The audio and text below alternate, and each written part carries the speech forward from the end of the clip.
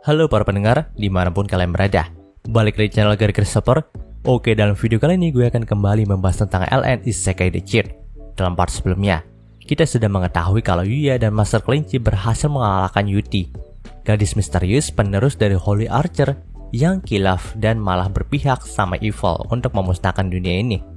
Namun, Yuti memiliki alasan tersendiri untuk memusnahkan dunia ini.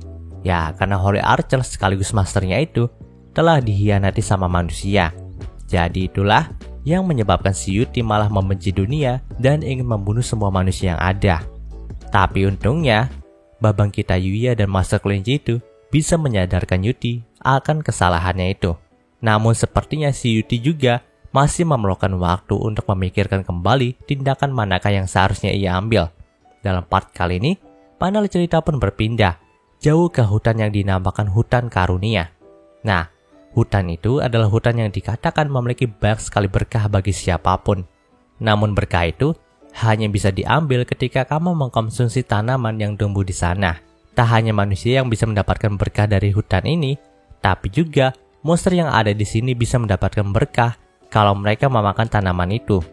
Nah, kekuatan monster yang mendapatkan berkah itu juga nggak main-main teman-teman. Karena bisa saja mereka membunuh beberapa kesatria karena berkah itu. Ya, bisa dibilang hutan ini juga merupakan tempat yang sangat berbahaya.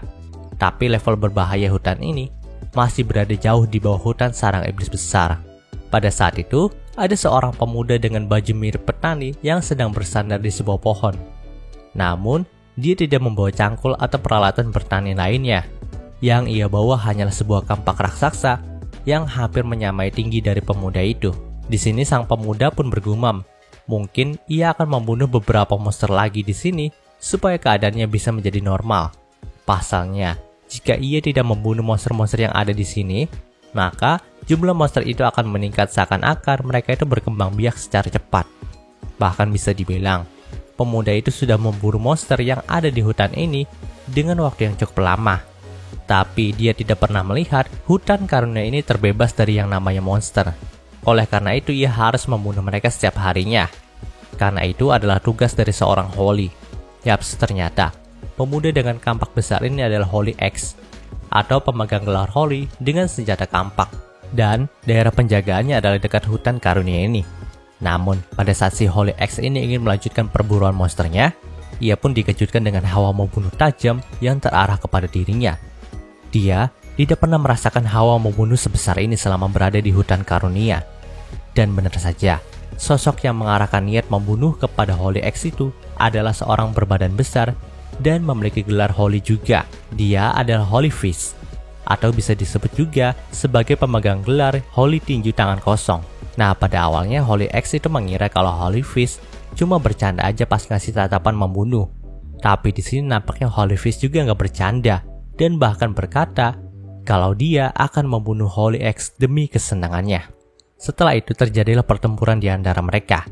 Saat itu, Holy X menyerang duluan dengan serangan membelah tanah dengan kampaknya. Namun serangan itu dapat dengan mudah dihindari oleh Holy Fist. Di sini, bahkan ia menertawakan serangan dari Holy X yang terlihat sangat lemah baginya. Ia juga berkata, kalau dia bisa mengcopy serangan dari Holy X, tapi serangan membelah tanah yang dilancarkan oleh Holy Fist itu lebih dahsyat daripada Holy X.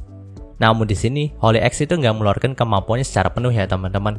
Karena memang, bagaimanapun juga ia masih menganggap kalau Holy Fist itu adalah temannya, yang mungkin sedikit keras kepala aja. Tapi di sini, Holy Fist pun menunjukkan sesuatu yang tidak terduga kepada Holy X. Dia mengeluarkan kabut hitam yang sama dengan yang pernah dikeluarkan oleh Yuti. Itu artinya, dia juga sudah bergabung dengan Evil. Melihat hal itu, Holy X pun sudah tidak bisa menahan emosinya lagi. Ia tidak akan memaafkan sosok Holy yang malah memihak kepada Evil. Jadi dengan ini, dia memiliki alasan kuat untuk membunuh Holy Fist. Saat itu juga, Holy X pun langsung mengeluarkan semua kemampuannya untuk membunuh Holy Fist. Bahkan, saat itu Holy Fist yang tadinya sombong banget dan mengatakan kalau Holy X itu lemah, sampai kewalahan menghadapi Holy X yang sudah full power nih.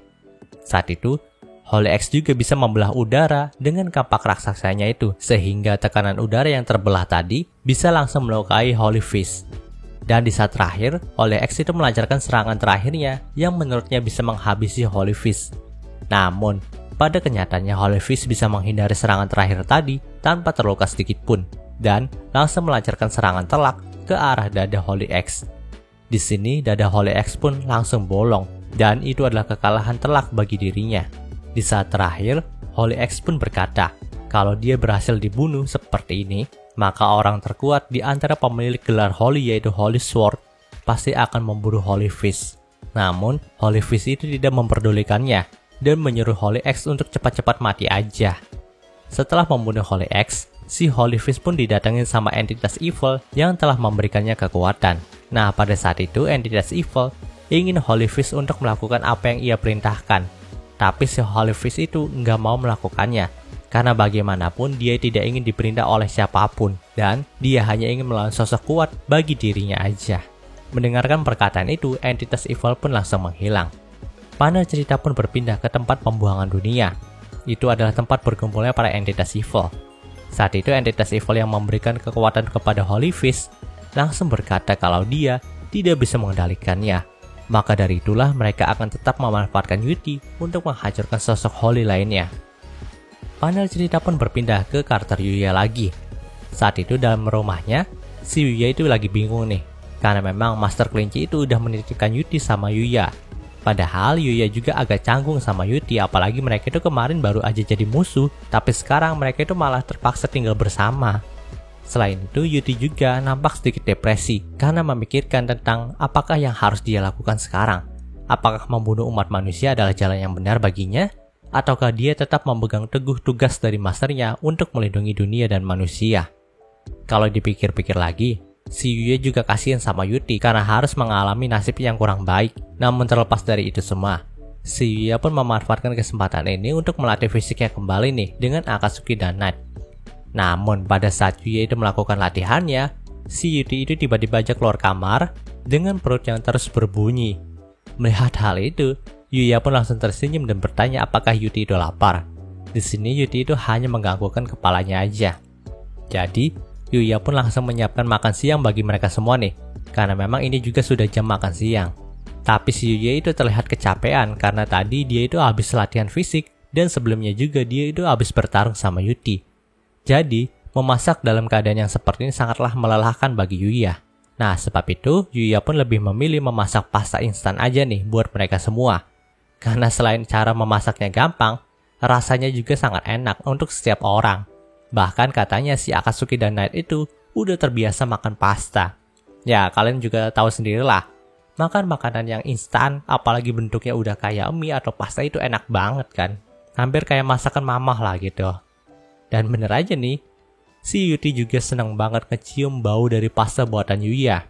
Tapi, karena dia itu nggak tahu cara makannya, si Yuti itu malah minta suapin sama Yuya dong. Ia juga berkata kalau dulu sewaktu bersama masternya, si Yuti itu sering disuapin pas makan. Mendengarkan hal itu, Yuya pun langsung kaget. Tapi mau nggak mau, si Yuya pun harus nyuapin Yuti sampai pastanya habis. Setelah itu, si Yuti juga pengen mandi nih. Tapi dia itu malah minta pakaiannya dilepasin sama Yuya. Nah, sebenarnya si Yuti itu polos banget ya teman-teman. Dan bahkan Yuya juga mengira kalau umurnya Yuti itu masih sekitaran anak SMP. Dengan kata lain, si Yuti itu mirip seperti adik dari Yuya. Namun ada hal yang menarik nih. Kalau setiap si Yuti itu mau ngomong, pasti dia itu nyertain embel-embel kayak robot gitu. Jadi pas dia itu mau minta sesuatu kepada Yuya, dia itu pasti membuka omongannya dengan kata permintaan. Atau kalau dia itu pengen nanya ke Yuya, pasti dia itu membuka omongannya dengan kata pertanyaan. Nah, balik lagi ke ceritanya nih. Pada saat Yuti itu mandi, si Yuya itu mikir keras nih tentang gimana nasib Yuti selanjutnya. Karena memang Yuti kan nggak punya tempat tinggal dan tujuan nih. Jadi Yuya itu bingung gimana harus ngurus Yuti nantinya. Apalagi mengingat sikap Yuti yang manja banget kayak gitu. Dia khawatir kalau Yuti ditinggal di rumah sendirian, maka dia itu melakukan sesuatu yang aneh-aneh. Nah, saat memikirkan hal itu, tiba-tiba aja bel rumah Yuya itu berbunyi. Pada awalnya si Yuya mengira itu adalah tukang koran. Tapi kalau dipikir-pikir lagi, dia itu nggak pernah langganan koran. Jadi siapa yang berkunjung ke rumahnya? Nah, saat membuka pintu rumahnya, ternyata Kaori lah yang datang ke sana. Tentu aja Yuya pun langsung kaget dong lihat Kaori datang ke sini. Dengan gagap ia pun menanyakan alasan kedatangan Kaori. Mendengarkan hal itu, Kaori pun langsung berkata nih kalau dia itu ingin nagih janjinya kepada Yuya. Nah, waktu itu Yuya pun lupa nih, dia tuh pernah ngasih janji apa ya ke Kaori. Melihat Yuya yang nampak lupa, akhirnya Kaori pun menjelaskan kalau Yuya pernah janji kalau dia akan mengajak Kaori jalan-jalan ke kota dalam isekai. Mendengarkan hal itu, Yuya pun langsung mengingat janjinya. Tapi ia pun berkata kalau dia itu nggak bisa melakukannya sekarang, karena memang keadaan dalam isekai itu sedang tidak aman. Jadi, ia meminta Kaori untuk berkunjung lain waktu aja. Namun nih tepat saat Yuya ngomong gitu, si Yuti yang baru mandi pun langsung datang di belakangnya Yuya dan berkata kalau dia itu udah selesai mandi. Jadi sekarang apa yang harus ia lakukan? Melihat hal itu, baik Yuya dan Kaori pun langsung kaget dong. Sontak Yuya juga langsung berlari ke dalam dan mengambilkan pakaian untuk Yuti, sementara Kaori itu terus menanyakan perihal Yuti kepada Yuya nih. Kok bisa ada cewek yang kayak gitu di rumahnya Yuya? Setelah kejadian itu, Yuya pun pada akhirnya menjelaskan keadaan dari Yuti yang sebenarnya nih. Nah, ketika Kaori mendengar cerita dari Yuya, si Kaori itu juga cukup iba nih sama keadaan Yuti. Namun tetap aja jika ada laki-laki dan perempuan yang tidak menikah dan tinggal satu atap itu nggak terlalu etis baginya. Ya, di sini sebenarnya Kaori itu cuma cemburu aja sih. Nah, mendengarkan hal itu, Yuti pun langsung mulai sadar diri nih dan berniat untuk tidak tinggal di rumahnya Yuya. Jika memang dia itu nggak diizinin. Dia itu sudah terbiasa tinggal di hutan sama mendiang masternya. Jadi Yuti itu nggak masalah walaupun dia itu nggak punya tempat tinggal.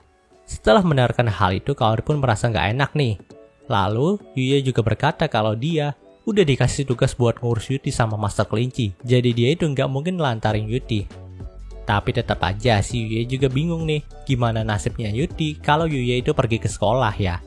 Mendengarkan hal itu, Kaori pun jadi punya ide nih kalau bagaimana Yuti itu masuk ke Akademi OC aja, karena memang di sana Yuti bisa mempelajari banyak hal tentang dunia ini juga.